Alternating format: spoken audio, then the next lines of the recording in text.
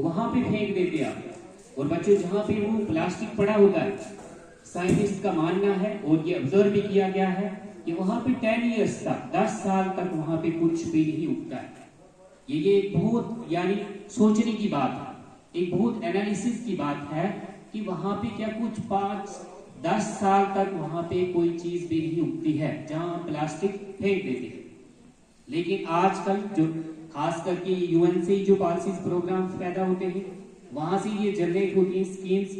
और जो आज का जो मिशन है उसका यानी नो एंड टू, यानी उसका एंड करना है, किसका, प्लास्टिक का एंड करना है।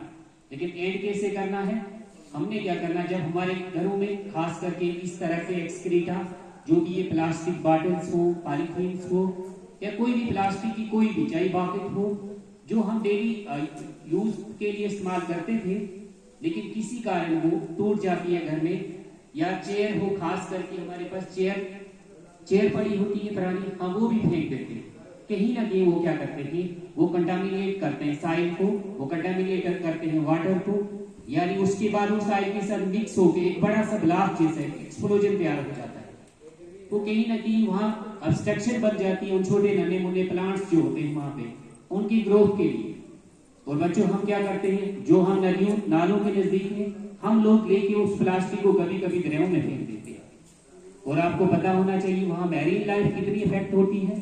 मैरीन लाइफ को लगता है कि प्लास्टिक का छोटा सा टुकड़ा, मान लिया एक चम्मच मैंने वहां फेंक दिया रबड़, उनको लग रहा है किसी ने हमारे लिए खाना भेज दिया।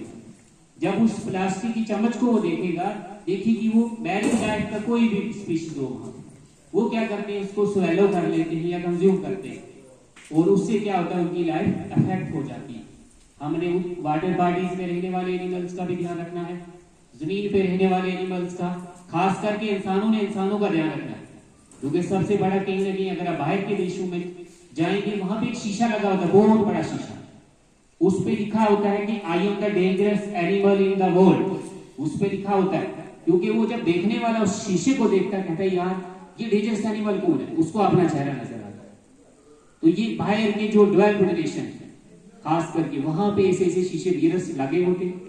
खास करके इंडिया में भी इस चीज पे प्लास्टिक पे काफी बैन लगाया गया है, लेकिन फिर भी कहीं ना कहीं हमारे खास करके जो अगर हम मेट्रो सिटीज की बात करेंगे, मुंबई हो गया, दिल्ली हो गया, बेंगलोर हो गया, यहाँ पे प्लास्टिक पोल्यूशन बहुत ज्यादा है।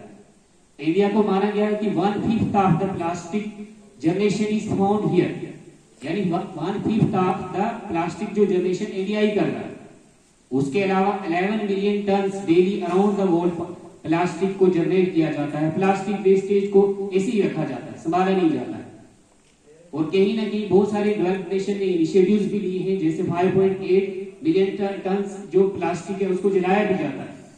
लेकिन जलाने से क्या होता है, वो जब ज्यादा कट्ठी चीजों को जलाओ तो उससे एयर पोल्यूशन जनरेट हो जाती है, और फिर रेस्पिरेशन लेने में यानी सांस लेने में प्रॉब्लम आ जाती है। तो इसके लिए क्या है, जब भी कोई चीज को करना हो, संभालना हो, साइडलाइन करना हो, थोड़ी थोड़ी चीजें करें। ये नहीं कि एक तरफ से आपने घर के सामने बहुत बड़ा प्लास्टिक का ढेर लगाया, आपके घर के पीछे और भी मकान है, आप जला रहे हैं, लेकिन उसका धुआं कहीं ना कहीं दूसरे बेचारे बूढ़े लोग हैं वहां पे बीमार हैं, और इसका इफेक्ट जाके उनके घर में जा रहा है इसका। तो ये कारण हमने इन चीजों को, प्लास्टिक को आज से साइड लगाना है। क्योंकि थीम जो हमारी आज की खास करके वर्ल्ड एनवायरनमेंट डे की जो थीम है, put to good bye the plastic, but which type of plastic, जो हमारे पास मैंने बोला कि टूटी हुई जैसी चेयर होगी, बाकी टूटी हुई होती है। कभी कभी हमने रबड़ की प्लेटें, डिस्पोजल खास करके होते हैं रबड़ के, कभी उनको साइड कैसे लगाना है, ये सारी के सारे ये हम पे, हम as a citizen of India हमारी रिस्पॉन्सिबिलिटी बनती है। और ये हमारे पास प्रोविजन भी है, इसके लिए लॉज भी बनाए गए हैं, स्टर्न एक्शन भी लिए गए हैं, और खास करके म्यूनिसिपल एरियाज को डिक्लेयर किया गया। म्यूनिसिपलिटी की तो स्पेशल रिस्पॉन्सिबिलिटी होती है कि वहां पे क्या करें कि सुबह सफाई कर्मचारी आके देखें कोई प्लास्टिक की बोतल पड़ी है, गाड़ियां व्हीकल्स वहां पे लगाई गई। तो ये चीजें क्या है, बच्चों की भी रिस्पॉन्सिबिलिटी बनती है। ये सिर्फ हमारे स्कूल में नहीं है, बल्कि across the Jammu and Kashmir, across the world और दुनिया की 150 यानी देश आज भी इस प्रोग्राम को पूरे पंप एंड शो के साथ सेलिब्रेट करते हैं। तो मैं चाहूंगा कि आपको भी ये अवेयरनेस डेवलप हो, थोड़ा सा बता दिया मैंने, क्योंकि